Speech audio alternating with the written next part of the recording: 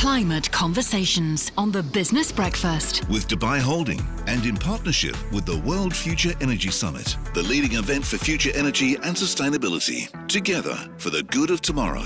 Darren Hulst is Vice President of Commercial Marketing for Boeing. Darren, good morning. Good morning. Busy day one for you when you weren't selling dozens of planes, which have stolen the headlines somewhat. You also made some sustainability plays, Boeing signing up with a German sustainable aviation fuel initiative and with Zero Petroleum, which makes sustainable aviation fuel.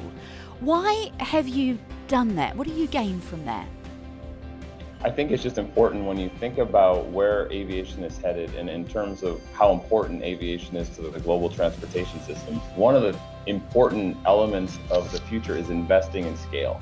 Sustainable aviation fuel is proven. It is a key part of the industry's pledge to become net carbon zero by 2050. But we need to invest in scale because at this point, less than 1% of fuel that goes into commercial jets is sustainable aviation fuel. And so I think making those investments is critical to creating the scale that the industry will need to continue to grow.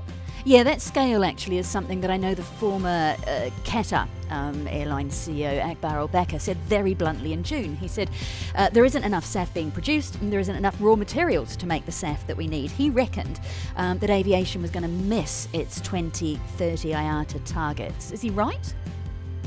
I don't think he is. I think there's no shortage of challenges in this industry and the global economy as a whole, but that doesn't mean we shouldn't try to surpass and even achieve all these targets. And I think when we look into the future, when we look even to the past, the industry has come so far. Today's commercial jets are 80% more fuel efficient than the airplanes that started the jet age. We can get there with technology, but we also need to get there with investment. And I think that's where we need to start today.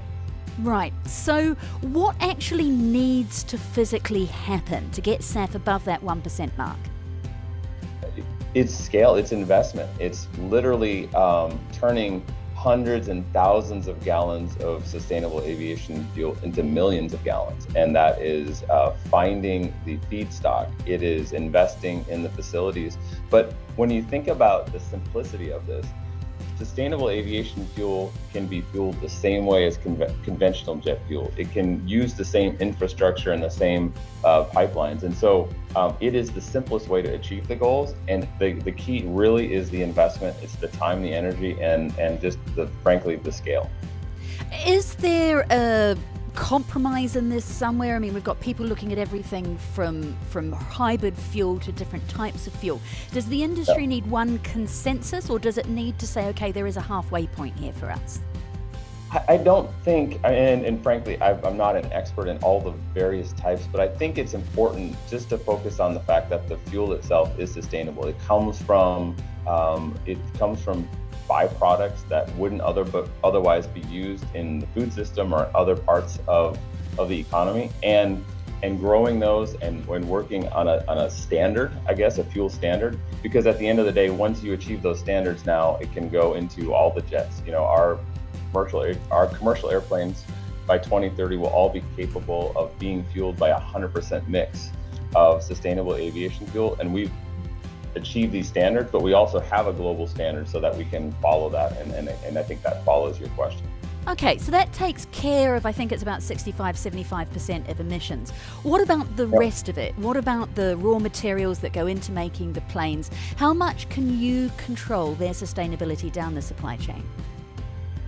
Oh, that's a great point. I mean, our factories are net zero already in terms of emissions, in terms of the waste. There's zero waste facilities, but through our supply chains, we're incentivizing our suppliers to improve their footprint. And I think as we go forward, frankly, that's a pretty easy thing to achieve, because one of the most difficult things to electrify and one of the most difficult things to achieve is powering commercial jets, with zero emissions technologies. And on the ground with our factories and just the overall ecosystem, I think that's something that we're focused on a daily basis.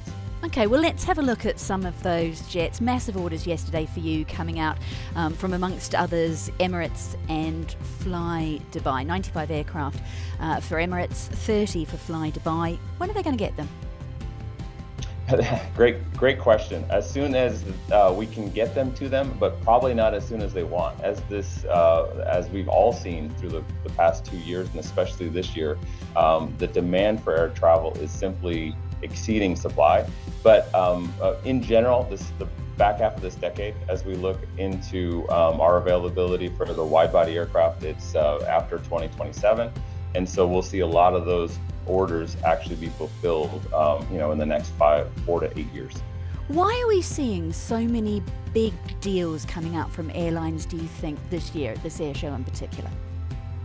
I think there's a couple of things going on. I mean, first of all, going back to sustainability, we talk about the long-term goals, we talk about the need for sustainable aviation fuel. One of the fastest ways for airlines to achieve improved sustainability numbers is the replacement of aging, older, less efficient aircraft. And so, for example, the 777-9 that will be joining Emirates fleet, that aircraft emits somewhere in the neighborhood of 90,000 tons less CO2 per year for just one plane than an A380. So you're getting that efficiency and you're getting that sustainability right now, 20 to 40% more fuel efficient than airplanes that the airlines are flying today. And so there's the sustainability angle, but there's also a growth element to it. We've seen the industry kind of starve for capacity during the pandemic, and as the markets come back, now there's that re-energizing of making the connections and frankly growing economies, especially here in the Middle East region.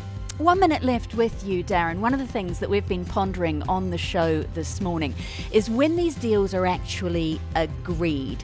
Are they done and dusted before you or any of your executives hop on a flight? Are they in the can? Or is there still last-minute negotiation on the air show floor? I would say it depends. I know that's not a great answer, but it really truly does. In many cases, the agreement structure is largely in place, but there's a few last terms and conditions that need to be finalized. And those are the things that take place on the sidelines and even in the minutes and hours ahead of an announcement. So it really is an exciting time, but also I think reflective of a long months and many in cases even years of discussions. Darren Hulst, Vice President of Commercial Marketing for Boeing, speaking to us this morning in our climate conversations as we obviously turn our attention to the climate impact and the questions around aviation.